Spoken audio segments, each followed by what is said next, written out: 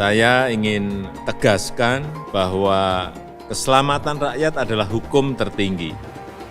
Dan pada masa pandemi ini telah kita putuskan pembatasan sosial, termasuk di dalamnya adalah pembubaran kerumunan. Tidak ada yang kebal virus corona. Semuanya bisa terinfeksi virus ini dan juga bisa menularkan ke orang lain. Untuk itu saya minta pada Kapolri, Panglima TNI untuk menindak secara tegas. Jika ada yang melanggar, jangan hanya sekedar himbauan-himbauan saja. Saya juga minta pada Menteri Dalam Negeri menegur kepala daerah baik gubernur, bupati, wali kota, jangan malah ikut berkerumun. Saya ingatkan bagi daerah yang telah memiliki perda penegakan disiplin protokol kesehatan agar betul-betul menjalankannya secara tegas, konsisten, dan tidak pandang bulu. Pemerintah menganjurkan kita untuk jauhi tempat keramaian, untuk jauhi tempat berkerumunan, utamakan kesehatan daripada rakyat. Tapi aneh seribu aneh, kenapa pilkada serentak tetap dilaksanakan? Nggak bisa pilkada ditunda? Semua partai setuju pilkada dilaksanakan, hanya PKS yang tidak. Apa karena anaknya ingin menjadi salah satu pejabat, menjadi kandidat? Apa salah satu mantunya menjadi kandidat? Anda membuat peraturan, kenapa Anda yang langgar? Ini pilkada pilkada yang bisa mematikan banyak orang. Tunda pilkada. Bapak bikin pilkada nggak? Ya. Oh ada. Kalau Bapak bikin pilkada, saya bikin reuni. Besar kan? Kalau Bapak menghargai nggak bikin pilkada, kita juga menghargai nggak bikin reuni. Tapi karena Bapak udah putuskan bikin pilkada, kita bikin reuni bahkan lebih gede dari pilkada Bapak. Prof DKI bekerja berdasarkan peraturan yang ada. Ketika kita mendengar kabar ada sebuah kegiatan, maka secara proaktif mengingatkan tentang ketentuan yang ada. Dan ini dilakukan oleh Jakarta. Maka pelanggaran itu ditindak sesegera mungkin. Dalam waktu kurang dari 24 jam, Pemprov DKI menegakkan aturan. Artinya yang melanggar ya harus ditindak. Itulah yang kita lakukan. Jadi ini penyidik sudah mengirimkan surat kepada Gubernur DKI, 2 Kapolda yang tidak melaksanakan perintah dalam menegakkan protokol kesehatan. Maka diberikan sanksi berupa pencopotan, yaitu Kapolda Metro Jaya. Kemudian yang kedua adalah Kapolda Jawa Barat. Tindak lanjut, penyidik dalam perkara pelanggaran protokol kesehatan atas diselenggarakannya acara resepsi pernikahan putri dari HRS. Jangan kita biarkan persatuan dan kesatuan bangsa itu hilang atau dikaburkan oleh provokasi dan ambisi yang dibungkus dengan berbagai identitas. Tidak satupun musuh yang dibiarkan, apalagi melakukan upaya-upaya berupa ancaman dan gangguan terhadap cita-cita luhur bangsa dan negara Indonesia. Habib Rizik dapat laknat pingsan di mimbar. Kalau pingsan di mimbar, cebong bahagia. Besok bazar rame, mau para jenderal TNI dan Polri, hati-hati kalian. Ada nenek-nenek ngomongnya salah melulu, sampai presiden aja dibilang petugas partai. Lonte yang hina Habib, hina ulama, tangkap. Ditangkap enggak, dijagain. Jangan-jangan minta jatah kali. Seorang prajurit TNI menyambut kepulangan seorang Habib di Borgol, ditangkap, di penjara. Katanya tidak sesuai Sabta Marga. Unyil.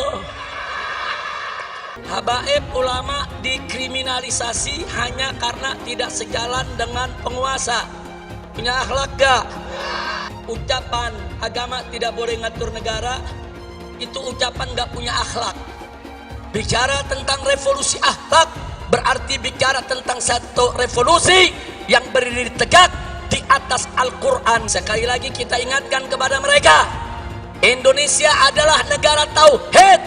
Ayo, ayo, ayo revolusi, ayo revolusi sekarang juga. Semua meminta kepada kepolisian negara RI agar tidak ragu-ragu untuk menangkap dan menahan saudara Muhammad Rizik Syihab, menghina Pancasila, menghina agama Hindu, agama Kristen, menghina masyarakat Sunda dan sebagainya. Makanya mereka menghina Nabi. Saudara, yang namanya orang kafir itu dari dulu Allah udah bilang. Tentang beredarnya ada rekaman fitnah yang mengatasnamakan Firza Husein, juga saya, sekali lagi saya katakan itu semua adalah fitnah. Firza Husein juga sudah menyampaikan bantahan melalui juru bicaranya. Saya ini sudah kenyang difitnah selingkuh sama perempuan, difitnah serobot tanah negara, difitnah menghina Pancasila, difitnah anti Bhinneka Tunggal Ika. Jadi udah segudang fitnah yang ada. Kalau Habib Rizik ngomong, ngasih kode ke saya boleh. Tapi kalau dia yang ngomong itu pinter-pinter dia kali. Habib punya keterlaluan batas, saya bilang.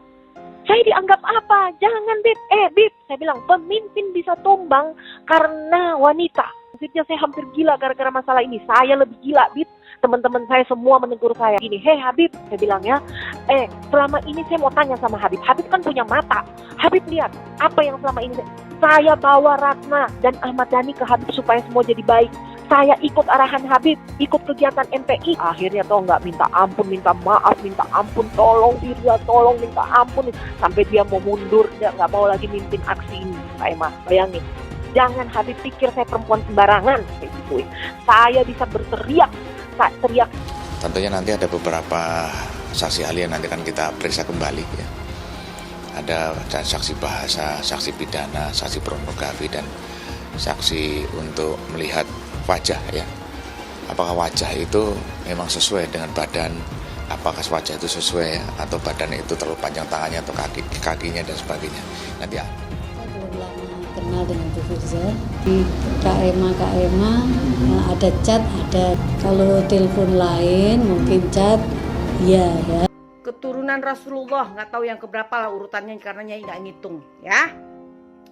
Tapi gini loh, kalau memang kau keturunan Rasulullah, ya bisa aja kita bilang tes DNA, tapi ya sudahlah daripada ribet dan mengeluarkan biaya untuk itu. Kita buktikan aja nanti, Allah Subhanahu Wa Taala yang akan membuktikan itu semua. Ya, Allah Subhanahu Wa Taala yang akan membuktikan kebenaran di atas kebenaran. Walaupun kau mengatakan diri kau Habib, malu dong sama sorban. Oh, saya bilang Habib sudah keterlaluan batas ya. Saya bilang udah kelewatan. Saya cukup sabar ya. Jangan coba-coba mainin saya. Dia janji mau nikah, dia janji ada semua Kak. Saya kirim ke dia. Saya berbuat seperti ini karena perbuatan Habib sendiri. Nah, Habib merasa diteror, diancam, tertekan karena perbuatan Habib sendiri. Oh, Firza berarti bohong. Firza tidak hapus chat. Oh, tidak, saya hapus sih. Saya tidak mau sakit sendiri. Kayak gitu. Dia itu akan dideportasi. Karena apa? Melakukan pelanggaran imigrasi. Nah, sekarang ini ya, Rizik Syihab itu ingin pulang ke Indonesia tapi tidak mau dideportasi. Dia ingin pulang terhormat gitu. Kalau Rizik Syihab kan pengikutnya tidak banyak juga. Jadi kita tidak khawatir. Kasus Ahok ini telah terang benderang sebuah penistaan agama yang tidak boleh dibiarkan. Dan saya sampaikan di sini, agama apapun di Indonesia tidak boleh dinistakan. Siapapun di Republik ini tidak boleh menistakan agama. Nah, karena itu sekali lagi hukum harus ditegak. Menghina umat Islam, menghina ulama. Karena itu kita minta kepada majelis hakim agar terdakwah ini segera ditahan. Berpotensi besar untuk melarikan diri. Itu yang nggak boleh kita lupa tuh. Untuk segera ditahan. Karena sudah berulang kali selalu mengulang-ulangi penodaan agama, ditambah berpotensi untuk melarikan diri. Pancasila Soekarno, ketuhanan ada di pantat. Anak Tuhan dari mana? Kalau Yesus anak Tuhan, bidangnya siapa? Besok di seluruh wilayah Indonesia akan katakan padahal dia minoritas. Dia mulai kau pertama kafir, Kedua, goblok. Kitab Bible Kristen itu bohong. Saya bukan mengatakan Bible Kristen fiksi. Bible Kristen itu palsu. Karena di salib itu ada jin kafir. Karena di salib itu ada jin kafir. Karena di salib itu ada jin kafir. Haleluya. Saya nggak pernah mundur untuk kebenaran, keadilan, kejujuran. Dan peri kemanusiaan, gue nggak pernah mundur. Dan gue nggak pernah takut juga sama lu. Siapapun yang rasis, gue akan hadapin. Gue bilang. Karena rasis itu dia berperi kemanusiaan. Karena saya ditanya dulu kan, kamu nyesel nggak statement kamu di Pulau Seribu sehingga mesti masuk penjara? Tidak pernah nyesel. Karena saya mengatakan kebenaran. Hai teman-teman, saya mau memperlihatkan transaksi saya hari ini lakukan trading di eToro. Ini bukti transaksi saya untung $4.500 US, itu sekitar 68 juta rupiah. Semua keuntungan bisa saya dapatkan dengan fasilitas copy trading di eToro. Kalau saya bisa, kalian juga bisa guys. Oke, itu yang mau saya tunjukkan. Like video ini sekarang juga dan gunakan link di kolom deskripsi, maka kalian berhak dapat bonus kalian. Promo ini ada masa waktunya, jadi jangan ketinggalan. Bukan cuma itu saja, transaksi tidak dikenakan fee, baik itu investasi saham, trading forex, komoditas, bitcoin, dan lainnya.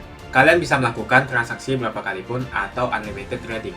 Dan tidak ada fee sama sekali. Jika transaksi di tempat lain sudah berapa fee-nya. Setelah nonton video ini, ayo bergabung dengan eToro hari ini, gratis dan tidak ada minimal deposit. Pastikan kalian menggunakan link di kolom deskripsi untuk mendapatkan welcome bonus. Kalian bisa menggunakan bonus $100.000 di akun virtual untuk latihan. Bukan cuma itu, kalian akan dapat kelas trading online gratis senilai 3 juta rupiah atau $200 jika kalian deposit di bulan ini.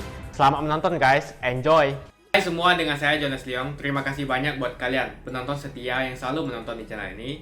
Saya secara personal sangat menghargai waktu kalian. Dan saya sudah menganggap kalian sebagai family karena kalian selalu support di channel ini. Bagi kalian yang selalu menuliskan opini kalian di kolom komen, saya baca komen kalian satu persatu. Saya baca komen kalian untuk mengetahui opini kalian, tanggapan kalian, dan masukan kalian sangat berguna untuk video selanjutnya. Terima kasih banyak buat kalian yang selalu menekan tombol like di awal video. Video seperti ini membutuhkan waktu dan juga research. Dan ini semua gratis untuk kalian. Jadi pastikan kalian menekan tombol like-nya supaya saya mengetahui kalian menyukai konten yang saya bagikan. Dan kita minta kepada Allah Subhanahu wa taala agar pemerintah kita sadar apa yang dirasakan oleh rakyat sekarang ini. Pemerintah menganjurkan kita untuk jauhi tempat keramaian, untuk jauhi tempat berkerumunan, utamakan kesehatan daripada rakyat. Tapi aneh, seribu aneh, kenapa pilkada serentak tetap dilaksanakan? Nggak bisa pilkada ditunda. Semua partai setuju pilkada dilaksanakan, hanya PKS yang tidak. Nggak bisa pilkada menunda sedikit waktu untuk keselamatan rakyat, untuk kesehatan rakyat. Jangan pemerintah menganjurkan jauhkan tempat keramaian, jangan keluar dari rumah, berdiam di rumah. Tapi di sisi lain pemerintah menganjurkan untuk menghadiri ke TPS-TPS untuk menyoblos itu. Apa karena anaknya ingin menjadi salah satu pejabat, menjadi kandidat? Apa salah satu mantunya menjadi kandidat? Nggak mau ditunda? Wahai pemerintah, sadarlah Anda. Wahai presiden, wahai pejabat negara, wahai menteri, sadarlah Anda. Sadar Anda. Anda membuat peraturan, kenapa Anda yang langgar? Ini pilkada pilkada yang bisa mematikan banyak orang. Tunda pilkada. Tahu ya, bahwa pilkada ini sudah ditunda loh ya. Pilkada ini sudah ditunda. Dari yang September ditunda ke Desember. Di negara lain yang saya lihat ada 30 negara yang melaksanakan pemilu tidak ada yang ditunda. Korea saat puncak pandemi juga ada pemilu di sana. Kemudian yang terakhir ada Amerika. Pandemi berapa juta yang terkena kasus COVID di Amerika juga tidak ditunda. Terakhir di Myanmar juga tidak ditunda. Kita ini sudah ditunda dari September ke Desember. Saya kira dua-duanya sama. Ini tidak bisa kita tetap kesehatan nomor satu, tetapi yang namanya ekonomi juga harus jalan. Politik pun juga jalan. Yang paling penting sekali lagi bagaimana protokol kesehatan itu kita ikuti. Ya. Saya sampaikan juga ke Mendagri agar disampaikan ke calon-calon untuk justru ikut mensosialisasikan, mengkampanyekan mengenai protokol kesehatan, mengenai pakai masker, mengenai cuci tangan, mengenai jaga jarak, tidak berkerumun. Saya kira kampanye itu yang justru sekarang ini dikerjakan oleh kandidat-kandidat dan saya lihat itu berjalan. Ya, saya tidak pernah memaksakan ya kepada anak-anak saya untuk mengikuti saya atau untuk masuk terjun ke politik, tidak ada. Itu hak politis, setiap warga negara memiliki hak politis, termasuk anak-anak saya memiliki hak politis. Sehingga waktu menyampaikan keinginan itu ya sudah kamu hitung, sudah kamu kalkulasi, sudah jalan. Tapi mencari partainya juga mereka mencari sendiri, kemudian kampanye juga kampanye sendiri, dan ingat bahwa ini bisa menang dan bisa kalah. Masyarakat kita sudah pinter, kalau dipilih oleh rakyat ya berarti bisa, kalau memang tidak ada gendaki, tidak dipilih ya tidak menang. Artinya ini proses demokrasi yang kita jalankan. Saya ini sekali lagi bukan pengurus partai dan bukan ketua partai. Pak, itu hak politis saya, dan ini kan juga bukan ditunjuk atau dipilih oleh presiden. Tapi inilah nanti yang memilih masyarakat. Jawaban mereka juga tegas seperti itu. Ya sudah, jalan. Masih seperti ini. Saya nggak ngerti hilang di sebelah mana, nggak ngerti. Tetap sama. Ya tetap seperti ini kan. Jadi selama ada pilkada di Solo, saya pulang sekali, dan itu malam. Saya hanya nyekar saja ke orang tua. Kemudian malam itu juga saya kembali lagi dan nginepnya di Jogja. Iya, Bapak nggak usah ke Solo dulu. Tapi kan saya mau nyekar. Kehati-hatian, tahapan-tahapan saintifik harus tetap kita ikuti. Enggak dong. Nggak boleh yang namanya buru-buru tergesa-gesa, tidak boleh. Yang pertama disuntik nanti adalah tenaga kesehatan, para dokter, para perawat, itu didahulukan. Kemudian TNI dan Polri didahulukan. Kemudian pelayan publik, ASN, di tempat-tempat pelayanan yang menyangkut pelayanan pada masyarakat didahulukan. Setelah itu juga guru juga sama, didahulukan. Kita sudah punya list kok, listnya siapa-siapa yang disuntik di lokasi mana. Nanti minggu depan, insya Allah kita sudah mulai simulasi minggu depan. Ya kalau saya nanti diputuskan bahwa yang pertama disuntik presiden, ya saya siap. Ya kalau saya sudah ditentukan oleh tim bahwa presiden yang pertama saya siap. Tapi jangan sampai nanti presiden pertama yang loh, enak sekali presiden yang pertama, harusnya rakyat dulu, jangan seperti itu. Ada seperti itu. Terserah tim. Kalau tim menyampaikan presiden pertama yang disuntik, ya saya siap. Kalau boleh saya mengatakan, semua negara ini tidak siap menghadapi. Strategi setiap minggu dievaluasi. Misalnya dulu kita keluar pembatasan sosial, oh ini harus sekarang masuknya ke intervensi berbasis lokal, berbasis mikro, kita masuk ke sana. Artinya lebih efektif mini lockdown, wilayah-wilayah RT atau kelurahan atau RW. Yang ini strategi sepertinya selalu berubah. Sehingga saat itu waktu ada 8 provinsi kasusnya naik, ya sama. Kita kan punya 34 provinsi. Tapi yang 8 ini naik. Sehingga saya perintah saat itu urus oleh Pak Luhut. Nyatanya kasusnya turun, kasus aktif juga turun, angka kesembuhan juga lebih baik. Kalau kita melihat ya memang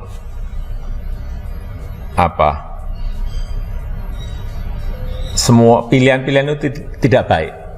Kemarin kita lihat memang angka kenaikannya tidak tinggi, dan itu memang karena kedisiplinan masyarakat yang semakin baik. Ini, jadi yang paling penting ini anunya dulu, terhadap yang namanya vaksin ini harus melalui kaidah-kaidah saintifik. Sehingga penting yang namanya emergency use authorization yang nanti akan dikeluarkan oleh BPOM. Ini penting sekali. Jadi vaksin itu harus melewati BPOM. Kita berharap nanti insya Allah di akhir November vaksin itu sudah datang. Vaksin datang itu kurang lebih nanti di akhir November. Tapi masih tetap kita hati-hati, tetap harus melalui tahapan-tahapan di BPOM. Kita harus juga mengikuti standar WHO. Artinya apa? Vaksin yang dibeli ini harus masuk listnya WHO. Vaksin yang kita beli harus masuk di dalam listnya WHO. Juga sesuai dengan standarnya WHO ini harus diikuti. Hati, kita tidak mau tergesa-gesa. Kita harus melalui tahapan-tahapan sesuai standar WHO, sesuai kaidah-kaidah scientific. Harus sih. Akhir November itu vaksinnya datang, bukan disuntikkan. Vaksin datang itu sekali lagi masih melalui tahapan lagi, yaitu lewat BPOM. Tidak ini ya, tidak mundur ya, tetapi sesuai yang saya sampaikan, saya akan menyampaikan vaksinasi itu jauh-jauh hari saya sampaikan akan kita lakukan akhir tahun atau awal tahun. Ya nanti kita lihat. Ya inilah proses demokrasi di negara kita. Ada yang pro, ada yang kontra. Menurut saya ya biasa. Dalam menanggapi sebuah kebijakan ada yang pro, ada yang kontra, itu biasa kok. Saya melihat banyak yang belum memahami, juga banyak yang belum membaca isi dari Omnibus Law ini. Kalau sudah membaca, menurut saya mereka akan berubah. Kalau masih ada aspirasi, nanti peluangnya akan masih ada di PP dan Perpres. Sekali lagi, perbedaan pendapat itu biasa. Buat saya biasa.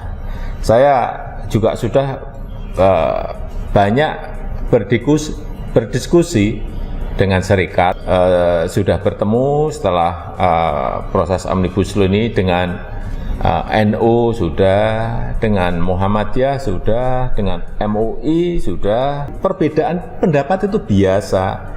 Inilah iklim demokrasi di negara kita yang sedang tumbuh. Yang penting aspirasi itu disampaikan secara baik-baik. Yang paling penting itu menurut saya. Iya, perlu didengar ya. Tapi ini undang-undang ini disiapkan dalam jangka yang sudah lama. Kemudian dibahas di DPR, seingat saya 8 bulan. Kan juga sebuah proses yang lama. Di situ ada pro dan kontra, ada proses-proses demokrasi. Ini juga untuk harmonisasi undang-undang yang tumpang tindih. Dan ini juga untuk reformasi struktural dalam rangka transformasi ekonomi. Ini yang tidak dibayangkan sebelumnya. Ya. Sehingga kalau ada hal yang memang kurang, ya itu yang harus diperbaiki. 11 klaster itu coba bayangkan. Ada 11 klaster, urusan penyederhanaan perizinan, kemudian urusan investasi, kemudian urusan ketenaga kerjaan, urusan pengadaan lahan, urusan kemudahan berusaha, urusan riset dan inovasi, urusan administrasi pemerintahan, urusan pengenaan sanksi, urusan UMKM. Ya, yang ingin saya sampaikan semangatnya terlebih dahulu, spiritnya yang ada di undang-undang ini. Pertama tadi harmonisasi undang-undang yang tumpang tindih, yang perlu direvisi. Yang kedua memang kita ingin melakukan reformasi struktural dalam rangka transformasi ekonomi. Setiap tahun masuk lagi angkatan kerja baru 2,9 juta. Karena pandemi tambah lagi 3,5 juta pengangguran. Ini memerlukan pemikiran. Kita tidak hanya memikirkan yang sudah bekerja, tapi yang tidak bekerja, yang belum bekerja, dan yang akan bekerja ini seperti apa. Ini kan perlu kita pikirkan. Kemudian yang kedua juga yang berkaitan dengan perizinan UMKM, agar anak-anak muda yang ingin berwira swasta, berwirausaha itu diberikan ruang. Dulu itu banyak sekali izinnya, ada SIUP, ada TDP, ada IMB dan lain-lain, izin industri dan lain-lain. Tapi sekarang ini untuk UMKM hanya satu izin, yaitu pendaftaran saja. Yang kedua, kalau anak-anak muda ini mau berwirausaha, ingin membuat PT, kalau dulu modal store-nya 50 juta, sekarang modal store-nya 0, tidak ada modal store. Seperti ini juga harus kita lihat di dalam undang-undang, semangatnya di dalam undang-undang ini. Kemudian undang-undang itu dibahas di DPR 8 bulan. Di sana kan semua fraksi ada di sana. Itu adalah wujud dari perwakilan rakyat. 8 bulan. Mereka pro dan kontra. Saya kira proses di parlemen selalu seperti itu. Kemudian jadi, sudah disetujui. Ya tentu saja pemerintah senang toh. Oh, yang mengajukan kita disetujui, sulitnya kayak apa kemudian disetujui. Loh, mengajukan kok tahu-tahu mengeluarkan perpu. Menurut saya yang paling penting bagaimana undang-undang ini diperbaiki, ada hal yang belum terakomodir, diakomodir di dalam PP dan Perpres. Menurut saya itu. Ya kalau diajak berbicara tidak mau, ya gimana, kita kan juga sulit ya, kita kan nggak bisa menangkap apa yang mau, tetapi sekali lagi pemerintah tetap akan mengajak, terutama dalam pembuatan PP dan Perpres, sehingga terakomodir keinginan-keinginan yang masih belum masuk di dalam undang-undang ini. Pak, soal bagaimana Bapak ingin memajukan ekonomi Indonesia, investasi, saya ingin ajak Bapak waktu pidato pemenangan Pilpres tahun lalu. Saya mau ingetin, Pak. Kita harus mengundang investasi yang seluas-luasnya, Dalam rangka apa? Dalam rangka membuka lapangan pekerjaan yang sebesar-besarnya. Jangan ada yang alergi terhadap investasi. Oleh sebab itu, yang menghambat investasi semuanya harus dipangkas.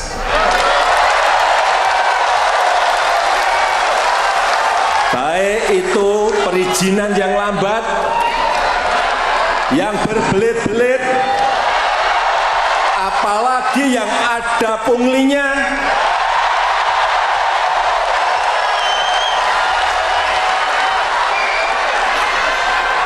Hati-hati,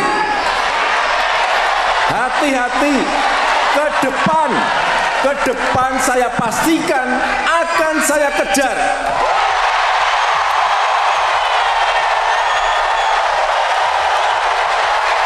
Akan saya kejar, akan saya kontrol, akan saya cek, dan akan saya hajar kalau diperlukan. Apakah itu yang membuat Bapak tidak akan mundur meskipun dikepung kritik dan digempur demo? Ini memang tindak lanjut dari apa yang saya sampaikan di dalam pidato itu. Setelah Omnibus Law ini juga akan ada step yang berikutnya, yaitu reformasi birokrasi dalam rangka penyederhanaan. Jadi sekali lagi, kalau masih ada masukan-masukan, ada input-input untuk memperbaiki produk Undang-Undang Cipta Kerja ini, pemerintah terbuka. Saya ingin menyampaikan dua hal. Yang pertama adalah bahwa ada dua Kapolda yang tidak melaksanakan perintah dalam menegakkan protokol kesehatan, maka diberikan sanksi berupa pencopotan, yaitu Kapolda Metro Jaya. Kemudian yang kedua adalah Kapolda Jawa Barat. Jadi sesuai dengan TR Kapolri nomor ST 3222/11 Romawi Cap 2020 tanggal 16 November 2020 tentang pemberhentian dari dan pengangkatan dalam jabatan di lingkungan Polri, yaitu Irjen Pol Dr. Andes Nana Sujana, Kapolda Metro Jaya, diangkat jabatan baru sebagai Korps Ahli Kapolri. Kemudian Irjen Pol Dr. Muhammad Fadil Imran MSI, Kapolda Jawa Timur diangkat jabatan baru sebagai Kapolda Metro Jaya. Kemudian yang kedua, yaitu Irjen Pol Dr. Andes Rudi Suwaryadi, Kapolda Jawa Barat diangkat dalam jabatan baru sebagai Widya Iswara Kepolisian Utama tingkat 1 Sespim Lemdiklat Polri. Kemudian penggantinya adalah Irjen Pol Dr. Andes Ahmad Doviri sebagai Aslo Kapolri sebagai Kapolda Jawa Barat. Itu teman-teman, itu yang pertama yang kami sampaikan berkaitan dengan protokol kesehatan. Dan yang kedua, tindak lanjut penyidik dalam perkara pelanggaran protokol kesehatan atas diselenggarakannya acara resepsi pernikahan putri dari HRS. Jadi ini penyidik sudah mengirimkan surat klarifikasi ya, kepada anggota BIMAS yang bertugas simbol protokol kesehatan, kepada RT, kepada RW, kepada Satpam maupun Linmas, dan kemudian Lurah, ya, Camat, dan Wali Kota Jakarta Pusat.